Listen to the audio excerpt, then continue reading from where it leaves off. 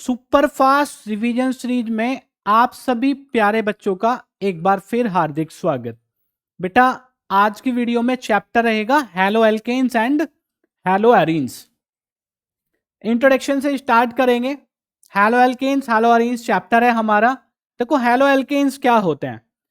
Hello alkanes में जो हमारे एल्केन्स कंपाउंड होते हैं, ऑर्गेनिक कंपाउंड, यहां से हाइड्रोजन को अगर हैलोजन से रिप्लेस करें तो हमारे पास जो एक कैटेगरी बनती है कंपाउंड्स की, उनको हम कहते हैं हैलो एल्केन्स।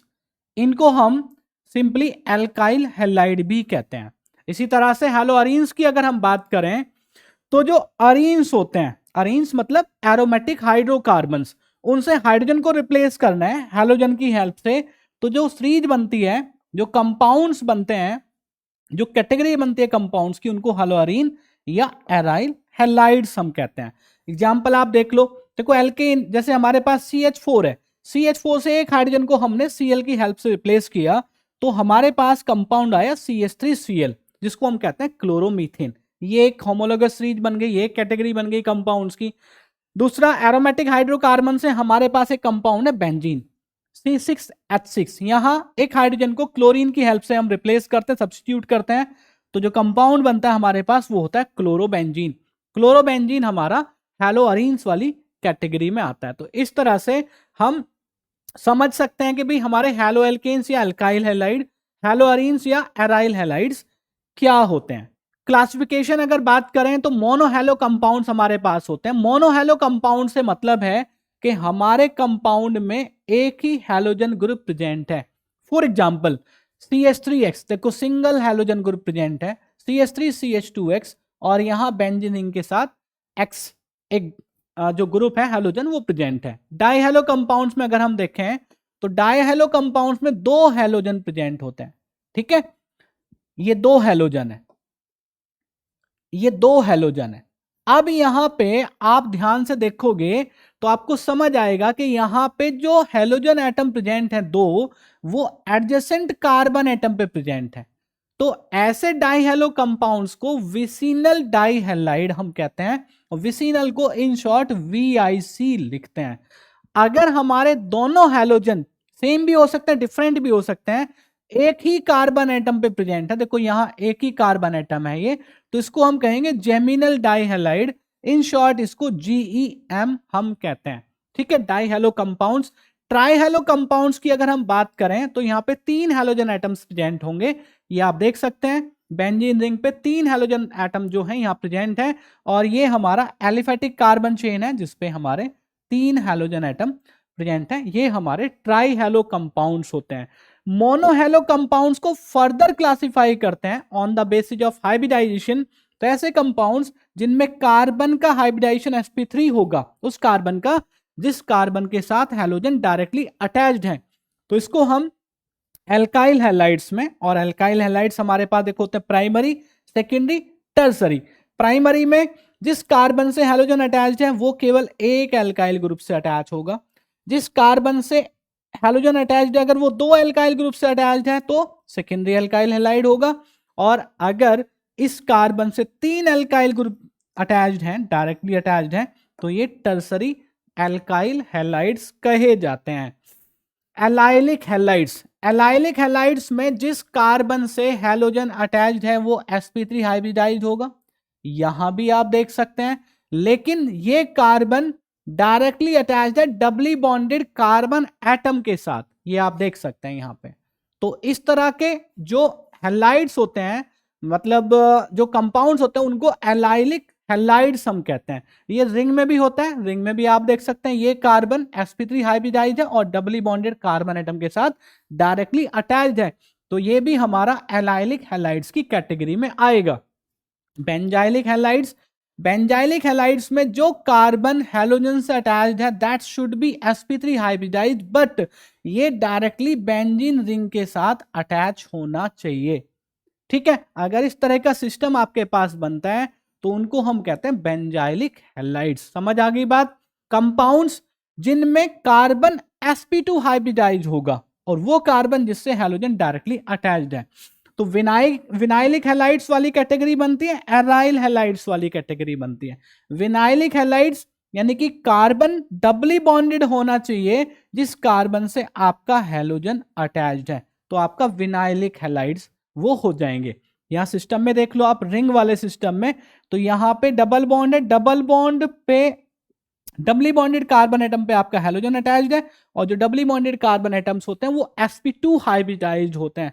एराइल हैलाइड की बात करें तो बेटा जो हमारा बेंजीन रिंग होता है, यानी कि एरोमेटिक जो सिस्टम होता है उससे डायरेक्टली आपका हैलोजन अटैच होगा, तो एराइल हैलाइड्स वो कहे जाते हैं। इस तरह से होता है इनका क्लासिफिकेशन। अगर हम नॉमेनक्लेचर की बात करें जिसमें हम कॉमन नेम और IUPAC की बात करेंगे, तो एक दो एग्जांपल से मैं आपको समझाता हूं। ये हमारे पास एक कंपाउंड है, ये हमारे पास पहला वाला कंपाउंड है CH3 CH2 CH, इस पे Cl है, फिर CH3 है। तो यहां अगर नेमिंग हम करें तो 1 2 3 4, ठीक है, 4 कार्बन एटम्स आपके चेन में प्रेजेंट है। सेकेंड कार्बन पे आपका हैलोजन है, तो यहां पे इस कंपाउंड को लिखेंगे आप 2 क्लोरो, 4 कार्बन एटम की चेन है तो उसको लिखते हैं आप ब्यूटेन, 2 क्लोरो ब्यूटेन। इस कंपाउंड को देखें तो यहां पे देखो ये कंपाउंड बेंजीन रिंग पे अगर आपका CH3 है तो उसको क्या कहते हैं आप, टोलुइन कहते हैं। क्या कहते हैं, टोलुइन कहते हैं। ये टोलुइन हो गया, तो ये इतना टोलुइन हो गया। अब इस पे ये कार्बन हो गया फर्स्ट और ये कार्बन हो गया सेकंड, तो यहां पे हो गया ये 2 क्लोरो टोलुइन। ठीक है बेटा, 2 क्लोरो टोलुइन। और अगर हम इनके कॉमन नेम की बात करें तो कॉमन नेम में देखो ये जो है आपका, ये सेकेंडरी कार्बन है, ये सेकेंडरी कार्बन है जिसपे आपका हैलोजन अटैच्ड है। अभी मैंने लास्ट टाइम बताया आपको। तो क्यों, क्योंकि इस कार्बन के साथ 2 एल्काइल ग्रुप डायरेक्टली अटैच्ड है, तो ये क्या हो गया हमारा सेकेंडरी कार्बन हो गया। और टोटल कितने कार्बन एटम प्रेजेंट है, 4 कार्बन एटम्स प्रेजेंट है, तो आप देखो ये हो गया सेकेंडरी ब्यूटाइल। और chlorine as halogen atom present है, तो सेकेंडरी ब्यूटाइल क्लोराइड इसका कॉमन नेम हो जाता है। इस तरह से IUPAC और कॉमन नेम हम समझ सकते हैं। थोड़ा यहां पे समझ लो आप, 2 क्लोरोटोलुइन है, तो जो कॉमन नेम होते हैं उसमें 1 2 3 इस तरह की नंबरिंग तो होती नहीं, वहां चलता है ऑर्थो मेटा पैरा। तो यहां अगर आप देखोगे तो CH3 ग्रुप के साथ जब ये हैलोजन अटैच्ड है तो ये कौन सी पोजीशन है बेटा, ये ऑर्थो पोजीशन है। ठीक है ना, तो ऑर्थो क्लोरो टोलुइन इसका नाम होगा। ये देखो आप, ऑर्थो क्लोरो टोलुइन, और यहां क्या हुआ था 2 क्लोरो टोलुइन। तो इस तरह से कॉमन नेम और IUPAC नेम हम इनके समझ सकते हैं और इन चीजों को हम कर सकते हैं। इसके बाद आता है नेचर ऑफ CX बॉन्ड। अगर कार्बन हैलोजन बॉन्ड को हम समझेंगे तो आप देखेंगे कि जो हैलोजन एटम है that is more electronegative to the carbon atom. ये हैलोजन एटम कार्बन एटम से ज्यादा इलेक्ट्रोनेगेटिव होता है। तो जो बॉन्ड का इलेक्ट्रॉन पेयर है वो बेटा समवॉट शिफ्ट हो जाता है हैलोजन की साइड, तो हैलोजन पे आ जाता है पार्शियल नेगेटिव चार्ज और कार्बन पे छूट जाता है पार्शियल पॉजिटिव चार्ज। इस तरह से जो बॉन्ड यहां पे प्रेजेंट है कार्बन हैलोजन के बीच, उसमें समवॉट पोलर कैरेक्टर आ जाता है, पोलराइज्ड हो जाता है बॉन्ड। इलेक्ट्रोनेगेटिविटी डिफरेंस की वजह से बॉन्ड क्या हो जाता है, पोलराइज्ड हो जाता है। अच्छा, ये तो बात हुई बॉन्ड का नेचर कैसा हुआ। अब बात करेंगे जो हमारे पास एल्काइल हैलाइड होते हैं उनमें बॉन्ड लेंथ किस तरह से वेरी करती है। तो कार्बन के साथ फ्लोरीन अटैच होता है, कार्बन के साथ क्लोरीन अटैच होता है, कार्बन के साथ ब्रोमीन अटैच होता है, कार्बन के साथ आयोडीन अटैच होता है। अब बेटा साइज जो होते हैं इनके वो डाउन दी ग्रुप क्या होता है, फ्लोरीन, क्लोरीन, ब्रोमीन और आयोडीन। यहां जो डाउन दी ग्रुप है वो साइज क्या होता है, इंक्रीज होता है। तो साइज इंक्रीज होने की वजह से जो ये बॉन्ड है ये बड़ा, फिर ये बॉन्ड इससे छोटा, और इस तरह से बॉन्ड लेंथ का जो ऑर्डर आता है वो ये वाला ऑर्डर आपका आ जाता है एल्काइल हैलाइड्स में। ठीक है, जब डिफरेंट डिफरेंट हैलोजन एटम्स आपके प्रेजेंट होते हैं। अब बॉन्ड एंथैल्पी भी इसी तरह से चलेगी। जो बॉन्ड शॉर्टर होता है उसको ब्रेक करने के लिए ज्यादा एनर्जी की जरूरत होती है, तो बॉन्ड एंथैल्पी सबसे ज्यादा इसकी होगी क्योंकि यहां बॉन्ड सबसे छोटा है। तो बॉन्ड एंथैल्पी का जो ऑर्डर आएगा बेटा वो आ जाएगा, ये आ जाएगा। सबसे बड़ा बॉन्ड इजीली ब्रेक हो जाता है, यानी कि कम एनर्जी की रिक्वायरमेंट वहां पे होती है। तो बॉन्ड एंथैल्पी का ऑर्डर ये आपको यहां देखने को मिलेगा। इसके बाद स्टार्ट करते हैं प्रिपरेशन ऑफ हैलो एल्केन्स। देखो सबसे पहले एल्कोहल्स वाला मेथड है, एल्कोहल से स्टार्ट करेंगे, एल्काइल हैलाइड बनाएंगे। देखो आप, ये हमारे पास एल्कोहल रहा, इसकी रिएक्शन HCl के साथ ZnCl2, एनहाइड्रस ZnCl2 यहां पे कैटलिस्ट की तरह काम करता है। तो रिएक्शन में क्या होता है, जो OH ग्रुप है, इस OH ग्रुप को Cl सब्स्टिट्यूट करता है, रिप्लेस करता है, तो यहां पे बना एल्काइल हैलाइड। अब हमें यहां एल्काइल हैलाइड जो बना वो एल्काइल क्लोराइड बनता है, यानी कि क्लोरो एल्केन बनता है। अगर ब्रोमो एल्केन हमको चाहिए तो वहां पे HBr हम नहीं ले सकते, क्योंकि HBr उस तरह से रिएक्शन नहीं देता। ठीक है, तो इसको HBr को हम वहीं रिएक्शन के ड्यूरिंग ही प्रिपेयर करते हैं, NaBr और H2SO4 के मिक्सचर की रिएक्शन करा के। तो अल्कोहल की रिएक्शन हो जाएगी NaBr और H2SO4 के साथ, तो यहां मिलेगा आपको एल्काइल ब्रोमाइड। ठीक है, अल्कोहल की रिएक्शन जब PX3 है ना फॉस्फोरस ट्राइहैलाइड के साथ कराते हैं तो यहां एल्काइल हैलाइड बनता है। अब फॉस्फोरस पेंटाहैलाइड या फॉस्फोरस पेंटाक्लोराइड के साथ रिएक्शन कराएंगे तो यहां भी एल्काइल हैलाइड या एल्काइल क्लोराइड बनेगा। आप समझ सकते हैं रिएक्शन को। ठीक है, जो हैलोजन ग्रुप है वो OH group that is hydroxyl group को यहां से रिप्लेस करता है। अब अगर हमने यहां पे ब्रोमो ग्रुप या आइडो ग्रुप लेके आना है इस हैलोजन की जगह, तो जो देखो PBr3 PI3 ये बहुत ज्यादा स्टेबल कंपाउंड नहीं होते, और जब ये स्टेबल नहीं होते तो इनको हम रिएक्शन में ही बनाते हैं, वहीं यूज हो जाता है। तो किस तरह बनाते हैं, अल्कोहल की रिएक्शन रेड फॉस्फोरस और X2 यानी कि हैलोजन के साथ कराते हैं। यहाँ पे हैलोजन ब्रोमीन या आयोडीन है, ये दोनों रिएक्शन करके PBr3 या PI3 देते हैं और यहाँ हमको मिल जाता है एल्काइल हैलाइड। ठीक है, एक रिएक्शन थाइनिल क्लोराइड के साथ, अल्कोहल की रिएक्शन थाइनिल क्लोराइड के साथ जब कराते हैं एल्काइल हैलाइड मिलता है, एक यहाँ पे प्रोडक्ट मिलता है SO2 और ये दूसरा HCl। ये दोनों कंपाउंड जो होते हैं ये वॉलेटाइल नेचर के होते हैं, गैसेस फॉर्म में होते हैं, ये एस्केप कर जाते हैं, प्योर स्टेट में हमको यहाँ पे कंपाउंड मिलता है। तो इसलिए ये जो रिएक्शन है, ये वाली रिएक्शन थाइनिल क्लोराइड वाली रिएक्शन, ये अच्छी रिएक्शन बेटा मानी जाती है। ठीक है, ये अल्कोहल वाला प्रिपरेशन मेथड हो गया। फिर आता हाइड्रोकार्बन से। हाइड्रोकार्बन में भी हम एल्केन से पहले देखते हैं, एल्केन से किस तरह से हम एल्काइल हैलाइड बनाते हैं। ये मेथड होता है हमारा फ्री रेडिकल हैलोजनेशन।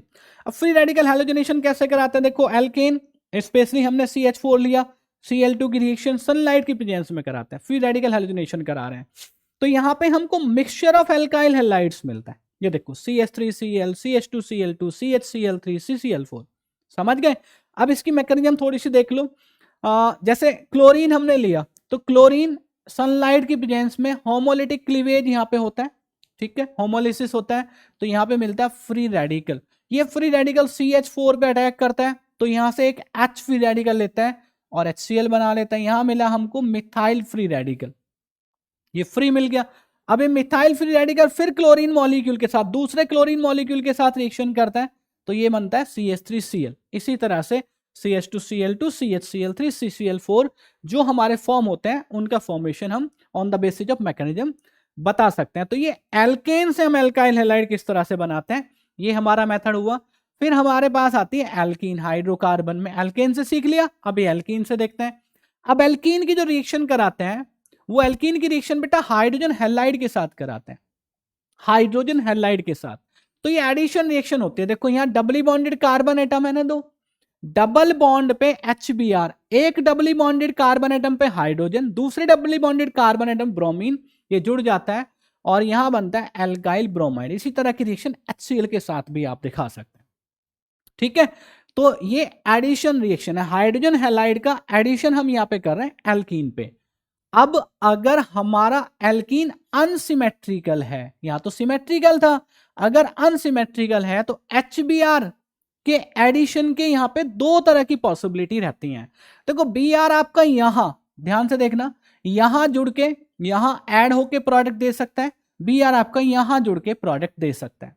तो यहां देखो दो प्रोडक्ट आपको मिलेंगे, ये जो प्रोडक्ट है ये मेजर है, ये जो प्रोडक्ट है ये माइनर है। अब ये मेजर है माइनर है, इसको हम जो मतलब एक तरह से डिसाइड करते हैं, वो डिसाइड करते हैं मार्कोनिक ऑफ रूल के अकॉर्डिंग। मार्कोनिक ऑफ रूल कहता है कि जो हाइड्रोजन हैलाइड है उसका जो नेगेटिव पार्ट है, ये नेगेटिव पार्ट रहेगा, नेगेटिव पार्ट बेटा वहां जुड़ता है डबली बॉन्डेड कार्बन, उस डबली बॉन्डेड कार्बन एटम पे जुड़ता है जहां पे कार्बन एटम्स लेस रहते हैं, कम नंबर में प्रेजेंट रहते हैं। तो ये वाला जो प्रोडक्ट होगा यहाँ पे मेजर होगा। लेकिन अगर हमको ये प्रोडक्ट ज्यादा अमाउंट में बनाना हो, मेजर का मतलब ज्यादा अमाउंट में बनता है, ये प्रोडक्ट हमने ज्यादा अमाउंट में बनाना हो तो रिएक्शन की जो मैकेनिज्म उसको चेंज करते हैं। और वो कैसे करते हैं? अनसिमेट्रिकल एल्कीन लिया, HBr का एडिशन करा रहे हैं, लेकिन इस बार HBr और अनसिमेट्रिकल एल्कीन के साथ एक चीज और रखेंगे और वो होगा हमारा benzoyl peroxide.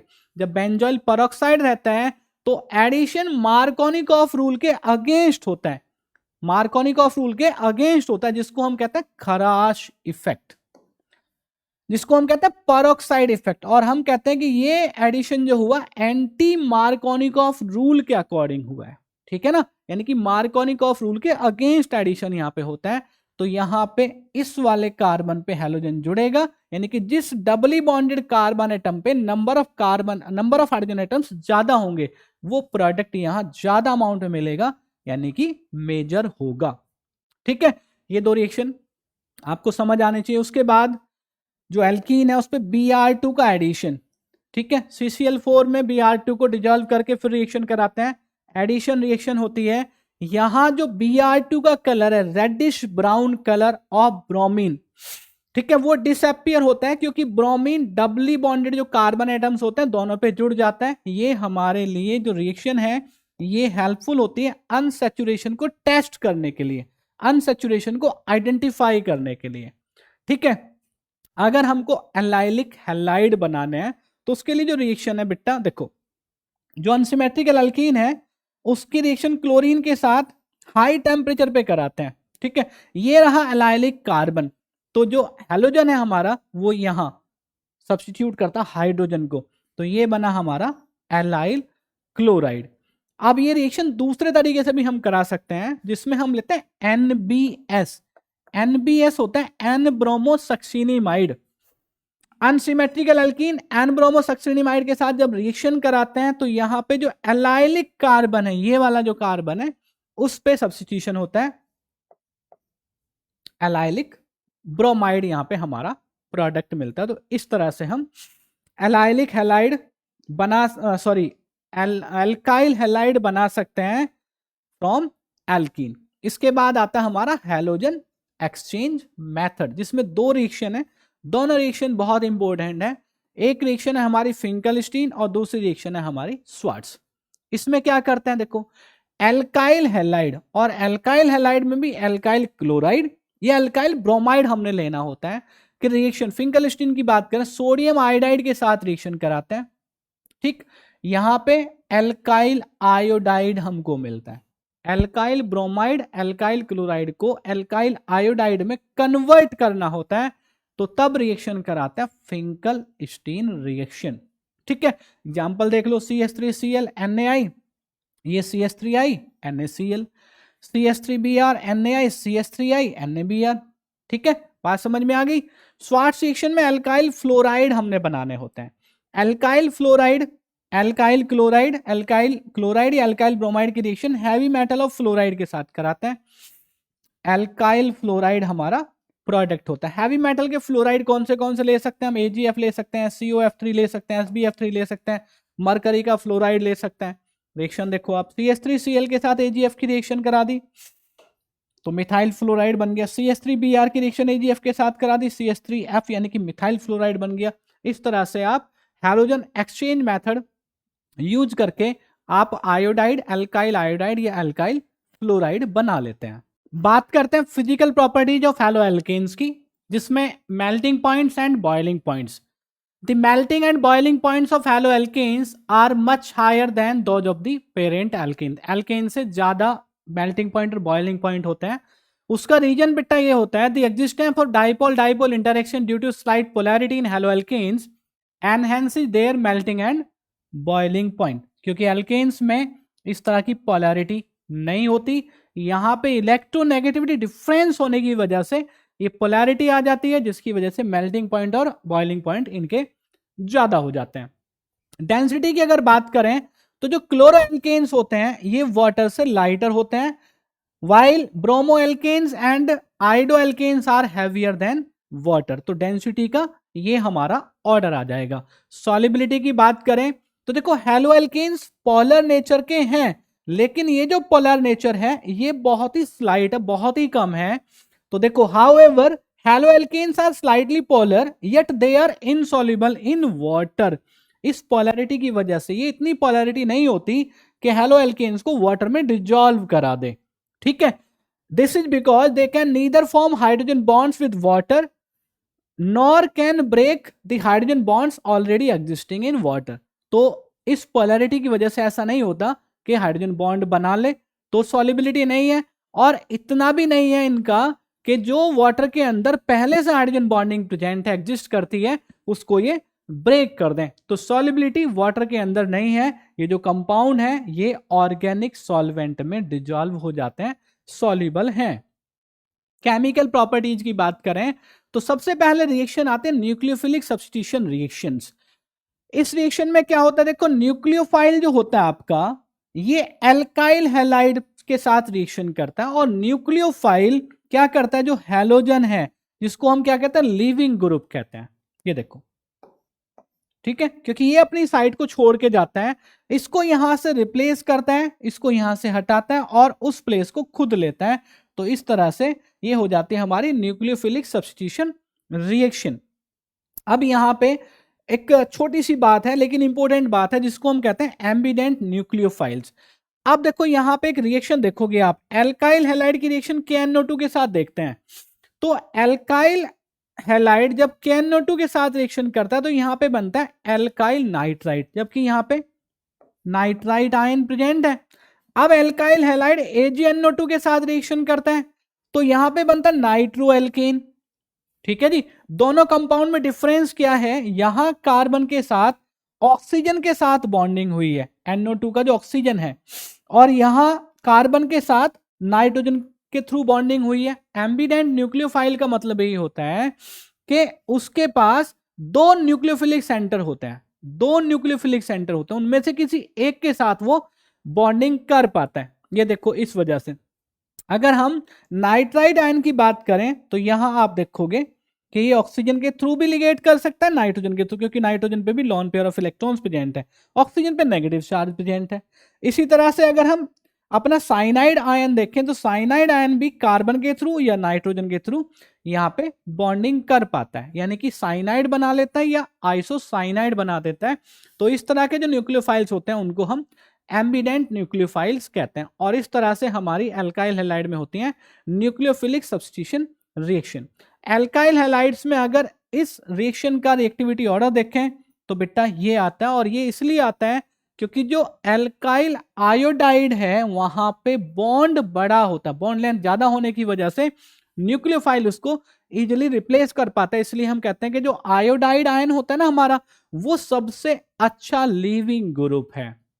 Nucleophilic substitution reaction के क्लासिफिकेशन की बात करते हैं, मैकेनिज्म की बात करते हैं। देखो दो तरह की रिएक्शन यहां पे होती हैं, यूनिमॉलिक्यूलर न्यूक्लियोफिलिक सब्स्टिट्यूशन रिएक्शन जिसको हम कहते हैं SN1, और दूसरी रिएक्शन हमारी होती है SN2, bimolecular nucleophilic substitution reaction. One by one इनको हम समझते हैं।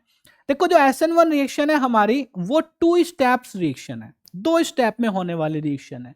कैसे होती है, ये हमारा एल्काइल हैलाइड, एल्काइल हैलाइड कैसे ब्रेक होगा, जो कार्बन हैलोजन के बीच बॉन्ड है ये बेटा हेटेरोलिटिकली क्लीव होता है। तो यहां पे इस तरह से हमको कार्बोकेटाइन और हैलाइड आयन, ये जो कार्बोकेटाइन इसको हम कहेंगे इंटरमीडिएट। ये रिएक्शन का स्लोवेस्ट स्टेप होता है, स्टेप 1 होता है, फर्स्ट स्टेप होता है, और इसी को हम क्या कहते हैं, रेट डिटरमाइनिंग स्टेप कहते हैं। यानी कि किसी भी रिएक्शन में जो स्लो स्टेप्स होते हैं, स्लोवेस्ट स्टेप्स होते हैं, they are called rate determining steps. तो जो रेट है रिएक्शन का वो इसी स्टेप से डिटरमाइन होगा, और इस स्टेप में तो केवल एक ही रिएजेंट, एक ही रिएक्टेंट, एक ही सबस्ट्रेट प्रेजेंट है, जो है हमारा एल्काइल हैलाइड। तो रिएक्शन का रेट एल्काइल हैलाइड की कॉन्सेंट्रेशन पे डिपेंड करेगा। तो रिएक्शन हमारी फर्स्ट ऑर्डर की होगी, और इसलिए ये कही जाती है unimolecular nucleophilic substitution reaction, that is SN1। Reaction का रेट केवल एक ही रिएक्टेंट की कॉन्सेंट्रेशन पे डिपेंड करता है, सिंगल रिएक्टेंट की कॉन्सेंट्रेशन पे डिपेंड करता है, यूनिमोलिकुलर न्यूक्लियोफिलिक सब्स्टिट्यूशन रिएक्शन कही जाती है। तो रेट देखो इस तरह से डिपेंड करता है, फर्स्ट ऑर्डर काइनेटिक्स शो करेगा। स्टेप 2 की बात करें तो जो कार्बोकेटाइन इंटरमीडिएट हमारा बना, उस कार्बोकेटाइन पे न्यूक्लियोफाइल हमारा अटैक करता है। अब न्यूक्लियोफाइल जो अटैक करता है वो अटैक करेगा क्योंकि दोनों स्पीसीज हमारे क्या हो गए, रिएक्टिव स्पीसीज हो गए, तो ये स्टेप फास्ट स्टेप होगा और इस तरह से हमारा न्यूक्लियोफाइल यहां पे अटैच हो जाएगा कार्बोकेटाइन के कार्बन पे जिसपे पॉजिटिव चार्ज था।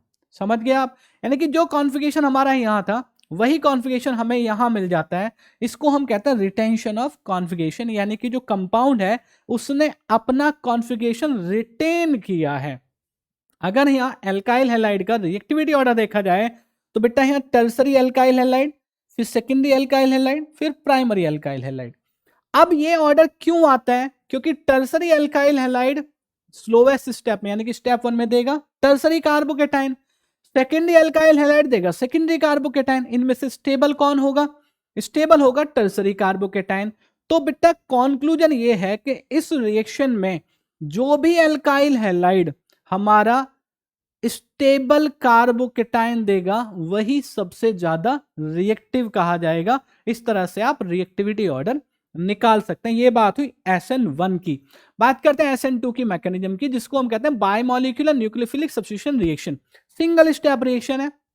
इसमें क्या होता है, देखो ये हमारे पास एल्काइल हैलाइड रहा, न्यूक्लियोफाइल बैक साइड अटैक करता है। बैक साइड अटैक करेगा तो न्यूक्लियोफाइल का बॉन्ड कार्बन के साथ बनना शुरू हो जाएगा और कार्बन हेलोजन का बॉन्ड जो था ये ब्रेक होना स्टार्ट हो जाएगा, शुरू हो जाएगा। यानी कि जो बॉन्ड का फॉर्मेशन वाला प्रोसेस है और बॉन्ड का ब्रेकेज वाला जो प्रोसेस है ये दोनों एक साथ चलते हैं, साइमल्टेनियसली चलते हैं। तो यहां पे हमको इस तरह की एक स्टेट मिलती है जिसको हम कहते हैं ट्रांजिशन स्टेट। समझ आ गई बात? एक ही स्टेप में रिएक्शन हो रही है, ठीक है। उसके बाद क्या होगा, जो हमारा ये हैलाइड है लीविंग ग्रुप ये यहां से अपनी साइड छोड़ के चला जाएगा और यहां हमको न्यूक्लियोफाइल। अब न्यूक्लियोफाइल अगर आप देखोगे तो न्यूक्लियोफाइल बैक साइड अटैच हुआ है, ठीक है। बैक साइड अटैक किया था, बैक साइड अटैच हुआ है, तो इस तरह से हमको इन्वर्टेड कॉन्फ़िगरेशन मिलेगा। इसको हम कहेंगे इन्वर्जन ऑफ कॉन्फ़िगरेशन, यानी कि बैक साइड अटैक होके हमको जो कंपाउंड मिला है तो इस ऐसा लग रहा है कि जो कॉन्फ़िगरेशन है वो इन्वर्टेड वाला है। जो अम्ब्रेला वाला आपको एग्जांपल ध्यान होगा एनसीईआरटी में लिखा हुआ है। अब यहां पे देखो सिंगल स्टेप रिएक्शन है तो दोनों जो सबस्ट्रेट हैं, दोनों जो रिएक्टेंट हैं वो रिएक्शन स्टेप में, इसी स्टेप में है ना पार्टिसिपेट कर रहे हैं। रेट डिटरमाइनिंग स्टेप यही होगा। तो जो रेट रिएक्शन का डिपेंड करेगा वो दोनों की कॉन्सेंट्रेशन पे डिपेंड करेगा। ये आप देख सकते हैं। तो ऑर्डर क्या हुआ रिएक्शन का? सेकंड ऑर्डर काइनेटिक्स हो गई। तो इसलिए हम इसको कहते हैं bimolecular nucleophilic substitution reaction. SN2 2 for second order, SN1 1 for first order. समझ गए? अगर हम ये अल्काइल हैलाइड का रिएक्टिविटी ऑर्डर देखें तो primary alkyl halide secondary alkyl halide से ज्यादा रिएक्टिव होते हैं, secondary alkyl halide tertiary alkyl halide से ज्यादा रिएक्टिव होते हैं। इसके पीछे जो रीजन है वो ये है क्योंकि न्यूक्लियोफाइल को बैक साइड अटैक करना होता है। तो यहां पे जितना कम हिंड्रेंस रहेगा, जिसको हम कहते हैं स्टेरिक हिंड्रेंस, हाइड्रोजन तो छोटे हैं, अगर यहाँ पे एल्काइल ग्रुप होंगे तो न्यूक्लियोफाइल बैक साइड से अटैक नहीं कर पाता, वहां पे हिंड्रेंस उसको मिलता है। इसलिए जो रिएक्टिविटी ऑर्डर है वो ये वाला बनता है। समझ में आ गई बात? तो ये SN1 SN2 की मैकेनिज्म की बात हुई। इसके बाद बात करते हैं ऑप्टिकल एक्टिविटी की। हमारे पास कुछ ऑर्गेनिक कंपाउंड्स ऐसे होते हैं जो हमारे पास एक लाइट होती है, स्पेशल काइंड ऑफ लाइट, जिसको हम पढ़ेंगे। उसको पहले देख लेते हैं। ये देखो हमारे पास ऑर्डिनरी लाइट है। ऑर्डिनरी लाइट का मतलब है कि इसके जो वाइब्रेशंस हैं they are in all directions, है ना, सभी डायरेक्शंस में है। अगर इस ऑर्डिनरी लाइट को निकोल प्रिज्म से पास करते हैं तो निकोल प्रिज्म की एक कैरेक्टरिस्टिक होती है कि ये सभी डायरेक्शन के वाइब्रेशंस को रोक के केवल लाइट के एक डायरेक्शन की वाइब्रेशन को जाने देता है, लाइक दिस, ठीक है। इसको हम कहते हैं प्लेन पोलराइज्ड लाइट। अब मैंने कहा ये जो प्लेन पोलराइज्ड लाइट है इसके टुवर्ड्स कुछ कंपाउंड्स अलग अलग तरह का बिहेवियर शो करते हैं। समझना आप बात को। अगर वो कंपाउंड हमने यहां सैंपल ट्यूब में फिल कर दिया उसका सॉल्यूशन बना के और प्लेन पोलराइज्ड लाइट को इस सैंपल सॉल्यूशन से पास करते हैं, अगर ये सॉल्यूशन प्लेन पोलराइज लाइट को राइट डायरेक्शन में रोटेट कराता है, अगर ये sample solution plane polarise light को लेफ्ट डायरेक्शन में रोटेट कराता है, ठीक है, ये तो रोटेट करा रहे हैं किसी ना किसी डायरेक्शन में, लेकिन कुछ कंपाउंड ऐसे हो सकते हैं जो इस प्लेन पोलराइज लाइट को किसी भी डायरेक्शन में रोटेट नहीं कराते, ठीक है। तो हमारे पास ऑर्गेनिक कंपाउंड दो कैटेगरी में आ गए, यानी कि एक वो हो गए जो प्लेन पोलराइज लाइट को रोटेट कराते हैं, और दूसरे वो हो गए जो रोटेट नहीं कराते। जो रोटेट कराते हैं वो बेटा कहे जाते हैं ऑप्टिकली एक्टिव कंपाउंड, और जो रोटेट नहीं कराते प्लेन पोलराइज लाइट को, पीपीएल को, वो होते हैं ऑप्टिकली इनएक्टिव कंपाउंड। ये हुई ऑप्टिकल एक्टिविटी। अब बात करते हैं यहां पे, अगर ये सैंपल सॉल्यूशन से पीपीएल को पास करते हैं और ये सॉल्यूशन, इसमें जो कंपाउंड है वो कंपाउंड पीपीएल को, प्लेन पोलराइज लाइट को राइट डायरेक्शन में रोटेट कराता है, तो इस कंपाउंड को हम कहेंगे डेक्स्ट्रो रोटेटरी, डी फॉर्म वाला कंपाउंड या प्लस फॉर्म वाला कंपाउंड। अगर कोई कंपाउंड इस प्लेन पोलराइज लाइट को लेफ्ट डायरेक्शन में रोटेट कराता है तो इस कंपाउंड को बेटा लिवोरोटेटरी कहते हैं, या एल फॉर्म वाला कंपाउंड कहते हैं, या माइनस फॉर्म वाला कंपाउंड कहते हैं। ऑप्टिकली एक्टिव कंपाउंड होते हैं। अब ये ऑप्टिकल एक्टिविटी जो देखने को मिलती है कुछ ऑर्गेनिक कंपाउंड्स में, कुछ में नहीं मिलती, कुछ ऑप्टिकली इनएक्टिव होते हैं। इसके पीछे रीजन क्या है? इसके पीछे रीजन है कि वहां पे होती है एसिमेट्री। जो ऑप्टिकली एक्टिव होते हैं वो होते हैं एसिमेट्रिक कंपाउंड्स। अब एसिमेट्रिक कंपाउंड को पढ़ने के लिए हमको एसिमेट्रिक कार्बन देखना पड़ेगा। एसिमेट्रिक कार्बन कौन सा होता है? एसिमेट्रिक कार्बन ऐसा कार्बन होता है जिसपे जो चार एटम्स या ग्रुप होते हैं वो चारों के चारों डिफरेंट होते हैं। A carbon atom which is attached with 4 different atoms और ग्रुप्स, इस तरह का जो कार्बन होगा वो एसिमेट्रिक कार्बन होगा। समझ गए? और ऐसे कार्बन को कायरल कार्बन भी कहते हैं। अगर कार्बन पे चारों एटम्स या ग्रुप डिफरेंट नहीं है तो फिर होगा वो अकायरल या सिमेट्रिक कार्बन। तो ये ऑप्टिकली एक्टिव होने के लिए एक कंडीशन है कि जो कंपाउंड है हमारा वो कायरल होना चाहिए, एसिमेट्रिक होना चाहिए, वहां पे कोई सिमेट्री नहीं होनी चाहिए। एलिमिनेशन रिएक्शंस में जो हमारे पास एल्काइल हैलाइड होते हैं उनकी रिएक्शन एल्कोहलिक क्यूएच के साथ कराते हैं। एल्कोहलिक क्यूएच के साथ उनको हीट करते हैं तो देखो यहाँ पे एलिमिनेशन होता है। और किसका एलिमिनेशन होता है ये देखो आप, ये अल्फा कार्बन पे आपका हैलोजन प्रेजेंट है, उसके एडजेसेंट कार्बन को बीटा कहेंगे, और बीटा कार्बन पे आपका हाइड्रोजन प्रेजेंट है। तो ये बीटा हाइड्रोजन और ये हैलोजन दोनों यहां से क्या होते हैं? रिमूव होते हैं, एलिमिनेट होते हैं। ठीक है, तो इस तरह की जो क्या मिलेगा अभी बताऊंगा। इस तरह की जो रिएक्शंस कही जाती हैं उनको हम कहते हैं बीटा एलिमिनेशन रिएक्शन, क्योंकि रिएक्शन से एलिमिनेशन जो हुआ है वो हाइड्रोजन हैलाइड का हुआ है, इसलिए रिएक्शन को डिहाइड्रो हैलोजनेशन भी कहते हैं। ठीक है, जब यहां से हाइड्रोजन यहां से हैलोजन चला जाएगा तो ये कार्बन और कार्बन के बीच में आ जाएगा डबल बॉन्ड। तो जब भी एल्काइल हैलाइड की रिएक्शन एल्कोहलिक केओएच के साथ कराते हैं, हीटिंग करानी होती है, तो हमको एल्कीन मिलते हैं, और ये रिएक्शन एलिमिनेशन रिएक्शंस कही जाती हैं। हाइड्रोजन बीटा कार्बन से जाता है इसलिए beta elimination reaction, hydrogen halide eliminate होता है इसलिए डिहाइड्रो हैलोजनेशन रिएक्शन। अब रिएक्शन में ऐसी पॉसिबिलिटी हो सकती है कि वहां पे 2 बीटा हाइड्रोजन प्रेजेंट हो, 2 बीटा हाइड्रोजन, तो प्रोडक्ट हमारे 2 बनने की पॉसिबिलिटी है। अब ये देखो आप, इस कार्बन पे यहां पे हैलोजन प्रेजेंट है, ये हुआ हमारा अल्फा कार्बन, इसके एडजेसेंट कार्बन बीटा, इसके एडजेसेंट कार्बन बीटा, दोनों पे हाइड्रोजन प्रेजेंट है, दोनों से हाइड्रोजन इन विद हैलोजन जा सकता है, यानी कि हाइड्रोजन हैलाइड यहां से और यहां से इस तरह जाएगा। तो यहां 2 प्रोडक्ट बनने की पॉसिबिलिटी है। किस तरह से होती हैं चीजें ये देखो आप, अगर ये वाला हाइड्रोजन और इस हैलोजन के साथ जाता है तो आप देखो ये बनेगा ये वाला कंपाउंड। ठीक है, CH3 CH2 CH double bond CH CH3, ये पेंटोइन होगा। मेजर की बात बाद में करेंगे।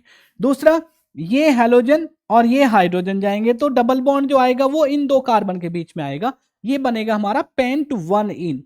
अब ये प्रोडक्ट के सामने माइनर लिखा हुआ है, यानी कि एक प्रोडक्ट यहां पे माइनर दूसरा मेजर, दोनों एल्कीन है। तो इन दोनों में से किस तरह हम सेलेक्ट करें कि कौन मेजर कौन माइनर है, तो इसके लिए हम पढ़ते हैं सिटजेफ रूल।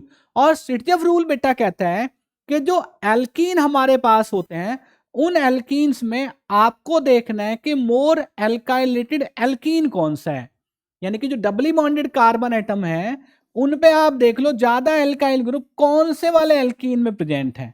तो आप देखोगे तो इस एल्कीन पे 2 एल्काइल ग्रुप हैं, जबकि यहां एक ही एल्काइल ग्रुप है। सिटजेफ रूल के अकॉर्डिंग जो मोर एल्काइलेटेड एल्कीन होते हैं दे आर प्रीफर्ड, यानी कि वो ज्यादा अमाउंट में बनते हैं और वही मेजर प्रोडक्ट कहे जाते हैं।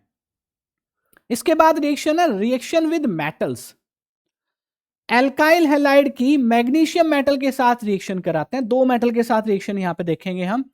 तो एल्काइल हैलाइड की मैग्नीशियम मेटल के साथ जब रिएक्शन कराते हैं ड्राई ईथर में, तो यहां पे कंपाउंड बनता है RMgX। RMgX होता है हमारा ग्रिग्नार्ड रिएजेंट।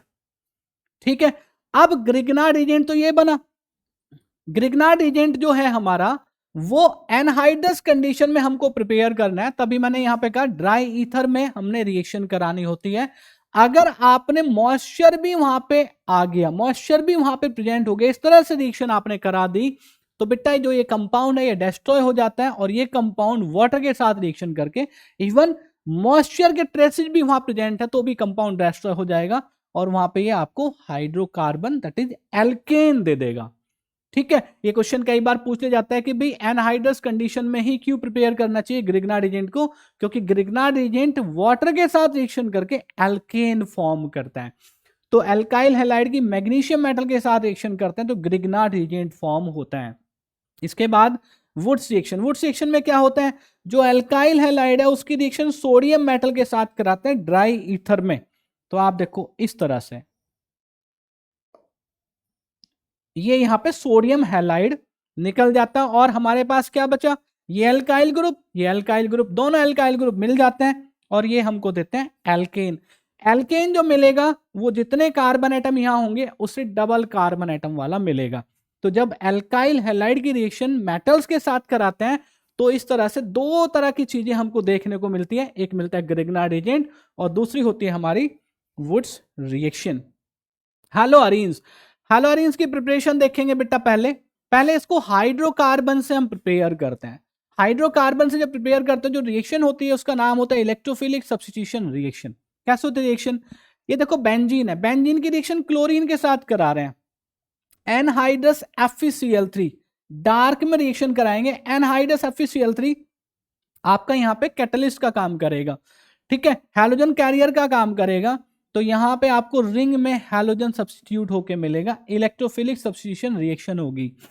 ये रिएक्शन टोलुइन के साथ है, टोलुइन के साथ क्लोरीन की रिएक्शन कराते हैं सेम कंडीशंस में, तो रिंग में सब्स्टिट्यूशन मिलता है आपको ऑर्थो पोजीशन पे, पैरा पोजीशन पे। ठीक है, इस तरह से हैलोजन आप इंट्रोड्यूस करा पाते हैं हाइड्रोकार्बन के अंदर। ये एरोमेटिक हाइड्रोकार्बन की बात है क्योंकि हम हैलोअरीन की प्रिपरेशन कर रहे हैं। एक रिएक्शन होते हैं सैंडमेयर रिएक्शन, समझो इंपोर्टेंट रिएक्शन है। एनिलीन की रिएक्शन NaNO2HCl के मिक्सचर के साथ कराते हैं 273-278 केल्विन टेम्परेचर पे, है ना। कंपाउंड जो बनेगा वो अनस्टेबल होता है, लोअर टेम्परेचर पे समवॉट स्टेबल होता है। इसे ध्यान रखना है, टेम्परेचर ये वाला मेंटेन करना है। रिएक्शन बेसिकली नाइट्रस एसिड के साथ होती है और ये जो मिक्सचर है हमको ये नाइट्रस एसिड ही देता है, इसलिए हम एनिलीन के साथ इसी मिक्सचर को लेते हैं। ये बना हमारा डायजोनियम सॉल्ट जो स्पेशली यहां पे है बेंजीन डायजोनियम क्लोराइड। अब बेंजीन डायजोनियम क्लोराइड जो है इसकी रिएक्शन क्यूप्रस क्लोराइड HCl के साथ कराते हैं तो हमको मिलता है क्लोरोबेंजीन। क्यूप्रस ब्रोमाइड HBr के साथ कराते हैं तो हमको मिलता है ब्रोमोबेंजीन। ठीक है, ये जो रिएक्शन है ये रिएक्शन सैंडमेयर रिएक्शन है, समझ गए। इस मेथड से डायजोनियम सॉल्ट से जब इस तरह से रिएक्शन कराते हैं क्लोरोबेंजीन ब्रोमोबेंजीन हम लेते हैं तो ये रिएक्शन सैंडमेयर रिएक्शन होती है। ये रिएक्शन जो लिखी है सैंडमेयर रिएक्शन का पार्ट नहीं है, लेकिन रिएक्शन किस तरह होती है, डायजोनियम सॉल्ट की रिएक्शन पोटेशियम आयोडाइड के साथ कराते हैं तो यहां पे देखो ये सब्स्टिट्यूशन हो गया, आयोडीन ने सब कुछ हटा दिया तो आयोडीन यहां आ गया, ये बना आयोडोबेंजीन। समझ गए, इस तरह से हम हैलोअरीन प्रिपेयर कर पाते हैं। इसके बाद हैलोअरीन्स की केमिकल प्रॉपर्टीज। हैलोअरीन्स की केमिकल प्रॉपर्टीज में न्यूक्लियोफिलिक सब्स्टिट्यूशन रिएक्शन है, जैसे हमने हैलोएल्केन्स में पढ़ा। तो सबसे पहले हम जब रिएक्शन कराते हैं, ठीक है, तो हम देखते हैं कि जो हैलोअरीन्स है वो न्यूक्लियोफिलिक सब्स्टिट्यूशन रिएक्शंस देते नहीं है। न्यूक्लियोफिलिक सब्स्टिट्यूशन रिएक्शन हैलोअरीन्स में नॉर्मल कंडीशंस में नहीं मिलती। उसका रीजन क्या है? उसका रीजन सबसे पहले तो आप देखो, ये है रेजोनेंस, ठीक है, ये रेजोनेटिंग स्ट्रक्चर्स हैं भाई क्लोरोबेंजीन के। अब रेजोनेटिंग स्ट्रक्चर से हम देखते हैं कि यहां पे डबल बॉन्ड कैरेक्टर है, ठीक है, यानी कि जो कार्बन हैलोजन के बीच बॉन्ड है, कार्बन क्लोरीन के बीच जो बॉन्ड है वो समवॉट क्या है, डबल बॉन्ड कैरेक्टर लिए हुए है। हैलो एल्केन में वहां पे सिंगल बॉन्ड था, तो सिंगल बॉन्ड के कंपैरिजन में डबल बॉन्ड जो हमारा होता है वो स्ट्रॉन्गर होता है, स्टेबल होता है, उसको ब्रेक करना उतना इजी नहीं होता। ये एक रीजन है जिसकी वजह से हैलोअरीन्स न्यूक्लियोफिलिक सब्स्टिट्यूशन रिएक्शंस नहीं देते। दूसरा रीजन क्या है बेटा? हाइब्रिडाइजेशन। हाइब्रिडाइजेशन देखेंगे तो क्या होगा, जो एल्काइल हैलाइड होते हैं, हेलो एल्केन होते हैं, वहां पे कार्बन sp3 हाइब्रिडाइज होता है, और यहां जो कार्बन है, यहां कार्बन sp2 हाइब्रिडाइज है। अब यहां p कैरेक्टर जो हो गया वो क्या हो गया, वो हो गया ज्यादा, ठीक है। ज्यादा p कैरेक्टर होने की वजह से यहां पे जो ये वाला कार्बन है, ये इस कार्बन के कंपैरिजन में थोड़ा सा इलेक्ट्रोनेगेटिव है, यानी कि इलेक्ट्रॉन्स को अपनी तरफ भी खींच के रखेगा, अपनी तरफ ही अट्रैक्ट करके रखेगा, जिसकी वजह से बॉन्ड की जो लेंथ है, समझो बात को, बॉन्ड की जो लेंथ है वो शॉर्ट हो जाएगी। कह सकते हैं कि यहां पे जो बॉन्ड होता है, हैलो एल्केन्स में जो बॉन्ड होता है कार्बन हाइड्रोजन के बीच, वहां लेंथ ज्यादा होती है, यहां बॉन्ड छोटी होती है, शॉर्टर बॉन्ड होता है, इस वजह से उसको ब्रेक करना उतना आसान नहीं है। यह भी रीजन है कि न्यूक्लियोफिलिक सब्स्टिट्यूशन रिएक्शंस हैलोअरीन्स में नॉर्मल कंडीशंस में नहीं देखी जाती। नेक्स्ट रीजन है इनस्टेबिलिटी ऑफ फिनाइल कीटाइन। मैंने कहा था आपको, जब हमने SN1 रिएक्शन पढ़ी तो वहां पे कार्बोकेटाइन फॉर्म होता है, और कार्बोकेटाइन कैसा होना चाहिए, स्टेबल कार्बोकेटाइन बनना चाहिए। सपोज हमने मान लिया कि भी चलो रिएक्शन हो जाती है, बॉन्ड टूट जाता है, तो जो कार्बोकेटाइन मिला, ये कार्बोकेटाइन बेटा अनस्टेबल होता है, ये बन ही नहीं सकता। ये भी रीजन है कि जो हैलोअरीन्स हैं वो nucleophilic substitution reactions normal conditions में शो नहीं करती। दूसरी बात है, नेक्स्ट रीजन है रिपल्शन। जो हमारे पास बेंजीन रिंग होता है, ठीक है ना, अब ये जो बेंजीन रिंग है बेटा, इसमें क्या ना, इलेक्ट्रॉन क्लाउड होता है, pi electrons cloud, above the plane below the plane, इस तरह से। ये मान लो इन दोनों हाथ के बीच में आपका बेंजीन रिंग है, और ये इलेक्ट्रॉन डेंसिटी है, पाई इलेक्ट्रॉन डेंसिटी, ये भी पाई इलेक्ट्रॉन डेंसिटी है, ठीक है। तो अब अगर कोई न्यूक्लियोफाइल यहां अटैक करेगा, तो जो इलेक्ट्रॉन्स हैं ये क्या करेंगे, इसको रिपेल करेंगे। तो इस रिपल्सन की वजह से भी जो हैलोअरीन्स हैं वो न्यूक्लियोफिलिक सब्स्टिट्यूशन रिएक्शन शो नहीं करते नॉर्मल कंडीशन में। लेकिन वो कौन सी कंडीशन है, जब हम ये रिएक्शन करा लेते हैं। ये देखो, क्लोरोबेंजीन की रिएक्शन सोडियम हाइड्रोक्साइड का एक्वस सॉल्यूशन लिया उसके साथ कराते हैं, तो कंडीशंस ये वाली होती हैं, 623 केल्विन टेम्परेचर, 300 atm प्रेशर। ये नॉर्मल कंडीशंस में नहीं आते, ड्रास्टिक कंडीशंस हैं, रिएक्शन हो जाएगी। इस रिएक्शन को बेटा डॉव प्रोसेस कहते हैं, है ना, डॉव प्रोसेस कहते हैं। तो रिएक्शन हुई, यहां पे सब्स्टिट्यूशन हुआ, लेकिन नॉर्मल कंडीशन में नहीं हुआ। अब यहां पे एक बात और सीखना, अगर NO2 ग्रुप हम यहां पे इंट्रोड्यूस करा दें बेंजीन रिंग में, तो NO2 ग्रुप क्या करता है, NO2 ग्रुप बेटा इलेक्ट्रॉन विड्रॉइंग ग्रुप होता है। तो अगर ये ग्रुप हम लगा दें तो ये इलेक्ट्रॉन्स को विड्रॉ करेगा, रिएक्शन कंडीशंस स्मूथ हो जाती हैं। दूसरा ग्रुप भी अगर यहां पे इंट्रोड्यूस करा दें, रिएक्शन कंडीशन और ज्यादा स्मूथ हो जाती हैं, और 3 ग्रुप लगा दें तो रिएक्शन कंडीशंस और ज्यादा स्मूथ हो जाते हैं, यानी कि नॉर्मल टेम्परेचर पे रिएक्शन हो जाएगी। वाटर के साथ भी रिएक्शन करा दो क्लोरोबेंजीन की, 3 NO2 ग्रुप लगा के तो हो जाएंगी, ठीक है। ये क्यों है, क्योंकि NO2 group electron withdrawing group है। जो रिपल्शन यहां पे हो रहा था ना, उस रिपल्शन को कम कर देती है, रिएक्शन हो जाती है। NO2 ग्रुप अगर मेटा पोजीशन पे लगा दें तो फर्क पड़ेगा क्या, NO2 ग्रुप मेटा पोजीशन पे लगाएंगे तो फर्क नहीं पड़ता, क्योंकि जो हमने यहां पे रेजोनेटिंग स्ट्रक्चर्स देखी हैं उनमें हम देख सकते हैं कि ऑर्थो और पैरा पोजीशन पे ही हमारा नेगेटिव चार्ज है, मेटा पोजीशन पे NO2 ग्रुप लगाने का कोई फर्क नहीं पड़ेगा, क्योंकि वहां पे इलेक्ट्रॉन डेंसिटी ऑर्थो और पैरा के कंपैरिजन में बहुत कम है। ये मान लो कि ना के बराबर है ही नहीं। ठीक है, तो ये NO2 ग्रुप का इफेक्ट होता है जब हम क्लोरोबेंजीन में या हेलोबेंजीन में इसको इंट्रोड्यूस करा देते हैं। इलेक्ट्रोफिलिक सब्स्टिट्यूशन रिएक्शंस, अब जो हमारे पास क्लोरोबेंजीन है इसका क्लोरीनेशन हमने कराना है, हैलोजनेशन हमने कराना है। देखो आप, क्लोरोबेंजीन की रिएक्शन क्लोरीन के साथ एनहाइड्रस AlCl3 जो हमारा कैटलिस्ट या हैलोजन कैरियर का काम करता है। ऑर्थो पैरा डायरेक्टिंग हमारा क्लोरीन ग्रुप होता है, ये हमने अभी रेजोनेटिंग स्ट्रक्चर्स में देख लिया है। यहां देखेंगे आप ऑर्थो और पैरा डायरेक्टिंग यहां पे रहेगा, इस वजह से रेजोनेटिंग स्ट्रक्चर्स की वजह से। तो जो नेक्स्ट ग्रुप है यानी कि जो इनकमिंग ग्रुप है, जो इलेक्ट्रोफाइल है, वो आपका ऑर्थो और पैरा पोजीशन पे ही इंट्रोड्यूस होगा। समझ आ गई बात। नाइट्रेशन कराएं, नाइट्रेशन के लिए क्लोरोबेंजीन की reaction concentrated HNO3 concentrated H2SO4 के साथ कराते हैं। ऑर्थो पोजीशन पे नाइट्रो ग्रुप, पैरा पोजीशन पे नाइट्रो ग्रुप इंट्रोड्यूस हो जाता है, ये हमारा नाइट्रेशन होता है। सल्फोनेशन की बात करें, कॉन्सेंट्रेटेड सल्फ्यूरिक एसिड के साथ क्लोरोबेंजीन की रिएक्शन कराते हैं, है ना, जिसको ओलियम कहते हैं। कॉन्सेंट्रेटेड सल्फ्यूरिक एसिड मतलब ओलियम। तो यहां भी जो सल्फोनिक एसिड ग्रुप है वो ऑर्थो पोजीशन और पैरा पोजीशन पे इंट्रोड्यूस हो जाएगा। इलेक्ट्रोफिलिक सब्स्टिट्यूशन रिएक्शन बहुत आसान रिएक्शन है क्लोरोबेंजीन की। यहां पे बस ध्यान रखने वाली बात यह है कि क्लोरोबेंजीन जो है वो ऑर्थो पैरा डायरेक्टिंग होता है। ठीक है, बहुत ज्यादा एक्टिवेट नहीं करता रिंग को, डीएक्टिवेटिंग ग्रुप होता है, लेकिन ऑर्थो पैरा डायरेक्टिंग होता है। इस तरह से हैलोजन नाइट्रेशन सल्फोनेशन रिएक्शन करा सकते हैं। इसके बाद आता है फ्रीडल क्राफ्ट्स रिएक्शन, जिसमें एल्काइलेशन और एसिटाइलेशन यानी कि एसाइलेशन कराते हैं। क्लोरोबेंजीन की रिएक्शन एल्काइल हैलाइड के साथ anhydrous AlCl3, ortho para directing होता है क्लोरो ग्रुप बेंजीन रिंग पे, ऑर्थो पैरा पोजीशन पे alkyl group that is methyl group introduce हो जाता है।